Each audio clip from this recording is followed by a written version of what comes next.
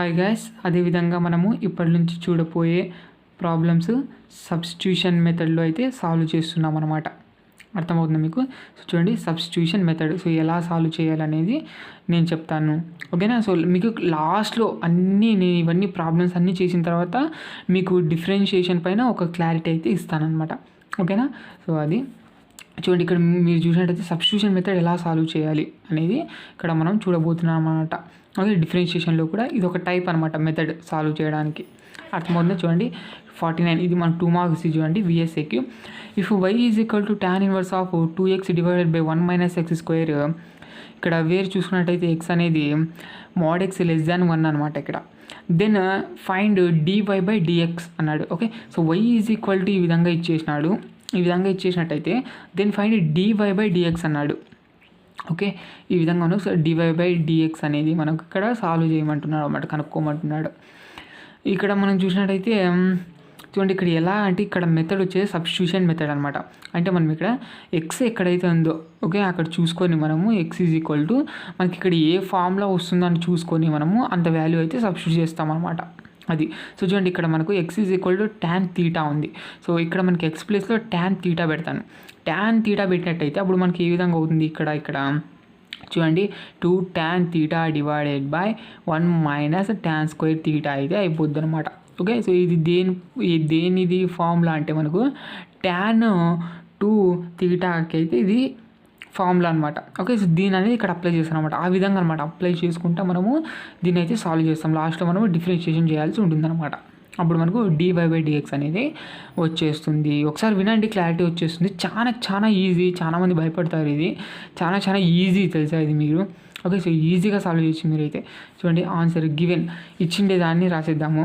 y is equal to tan inverse of 2x divided by 1 minus X square అయితే ఇచ్చాక రాసేసాను. So ఇక్కడ చూడండి, x is equal to tan θ అనేది పెడతాను అనమాట. ఇక్కడ చూడండి, put x is equal to tan θ అంటే x ఎక్కడైతే ఉందో అక్కడ నేను ఇక్కడ tan θ పెడతాను. ఓకేనా, సో అదనమాట.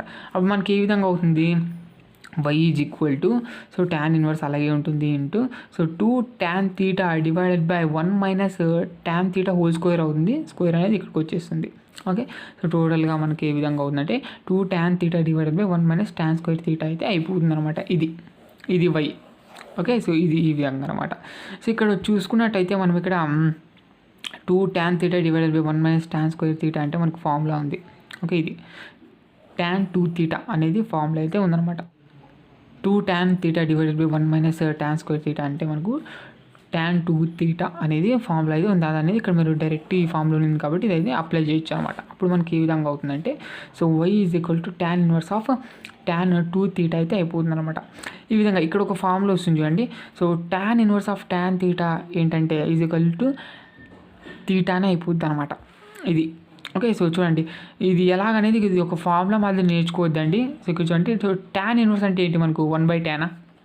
ఓకే, సో 1/tanనే మనకు tan ఇన్వర్స్ అని కూడా రాయొచ్చు అనమాట. ఇది సో tan 1 ఇన్వర్స్ అంటే మనకు 1/tanగా రాసాను ఇంటూ tan θ ఉంది కాబట్టి tan θ ఈ విధంగా ఉంది.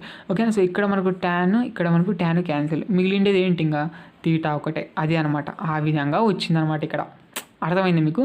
సో ఈ ఫార్ములా అనేది very very very very important. చూడండి, ఈ విధంగా అయితే మనకు ఇది అయిపోయింది అనమాట. ఇది సో కాబట్టి ఇక్కడ మనకు tan ఇన్వర్స్ ఆఫ్ tan 2θ అన్నప్పుడు tan ఇన్వర్స్ని ఏ విధంగా రాయొచ్చు, 1/tanగా రాయొచ్చా. సో ఈ tan క్యాన్సిల్, ఇంకా 2θ ఉంది కాబట్టి 2θ వచ్చిందనమాట. ఆ విధంగా అనమాట నేర్చుకోవాల్సింది మీరు. అర్థమైందా? సో చూడండి, y ఈజ్ ఈక్వల్ టు 2θ ఈ విధంగా అయితే అయిపోయింది అనమాట. ఇప్పుడు మనకు θ అంటే ఏంటి, ఇక్కడ ఉంది. సో ఇక్కడ మనకి ఏమనుకున్నాం, put x is equal to tan θ అయితే అనుకున్నాం. ఒకవేళ మనకు θ కావాలంటే tan అనేది ఈ సైడ్ పంపించేద్దాం. అప్పుడు మనకు θ is equal to tan inverse అవుతుంది.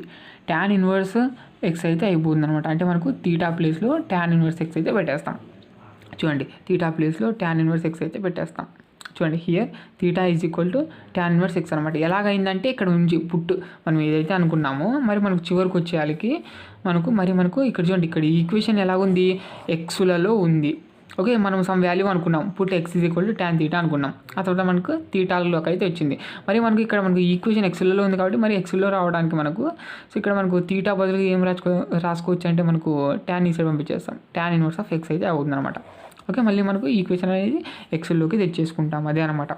Theta is equal tan inverse X ఇక్కడ పెట్టినట్టయితే y is equal to 2 tan inverse X అయితే అయిపోతుంది అనమాట. ఇది ఇంతవరకు మనకు ఈ ఈక్వేషన్ ఒకటే, మనకు ఈ ఈక్వేషన్ నుంచి ఇచ్చిన ఈక్వేషన్ నుంచి మనకు తగ్గించుకుంటా మనకు ఈ విధంగా తెచ్చుకున్నాము.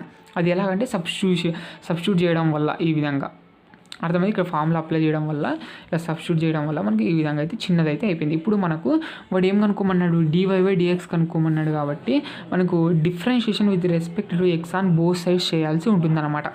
కాబట్టి dy/dx is equal to constant కాబట్టి 2 ఇంటూ దీనికి అప్లై చేద్దాం dy/dx of tan inverse X అయితే అయిపోతుంది అనమాట. dy/dx tan ఇన్వర్స్ ఎక్స్ అంటే ఫార్ములా ఉంది, అదైతే వేసేద్దాం. చూడండి tan inverse X, okay. So dy/dx tan inverse X అంటే ఫార్ములా 1/1 + x², అదనేది అప్లై చేస్తాను అనమాట. ఈ విధంగా అయిపోతుంది. సో 2 × 1 అంటే 2నే. So dy/dx is equal to 2 / 1 + x², ఇది మనకు dy/dx ఈ విధంగా. ఓకే, దీన్ని ఇక్కడ మనం సబ్స్టిట్యూషన్ మెథడ్గా అంటున్నాం అనమాట. ఏం లేదు, ఇచ్చిండేది రాసుకుంటాము. ఇక్కడ ఎక్స్ ప్లేస్లో ఏం పెడితే మనకు ఫార్ములా వస్తుంది అనేది మీరు ముందు చూపుతో చూసుకోవాల్సి ఉంటుంది అనమాట. ఓకే, సో ఇక్కడ నేను x = tan θ పెట్టినట్టయితే నాకు సాల్వ్ చేసినట్టయితే నాకు ఈ విధంగా నాకు సింపుల్గా ఈ విధంగా ఈక్వేషన్ అనేది వస్తుంది అనమాట లాస్ట్లో. అర్థమైంది. ఈ విధంగా మీరు ఫస్ట్ ఏదైతే అనుకుంటారో అదంతా చేస్తారు. మనకు తీటాల్లో వచ్చి ఉంటుంది. మరి మనకి తీటా ఈజ్ ఈక్వల్ టు ఈ సైడ్ పంపించేయాలన్నమాట tan అనేది. అప్పుడు మనకు theta is equal tan inverse X అయితే అయిపోతుంది. అప్పుడు మీరు మళ్ళీ సబ్స్టిట్యూట్ చేయాల్సి ఉంటుందన్నమాట. మళ్ళీ ఎక్స్లోనే తెచ్చేయాల్సి ఉంటుంది. ఈ ఈక్వేషన్ ఏ ఫామ్లో ఉంటుందో అదే ఫామ్లోనే తేవాల్సి ఉంటుంది అనమాట ఇక్కడ కూడా. తర్వాత మనం డిఫరెన్షియేషన్ అనేది చేయాల్సి ఉంటుంది. అంతే, అదే మనకు dy/dx. అర్థమైంది అది.